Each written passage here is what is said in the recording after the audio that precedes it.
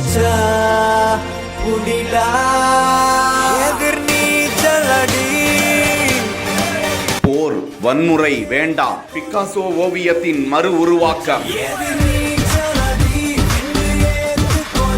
ஆடைகளை கொண்டு பள்ளி மாணவர்கள் வன்முறைக்கு எதிராக வரைந்த ஓவியம்.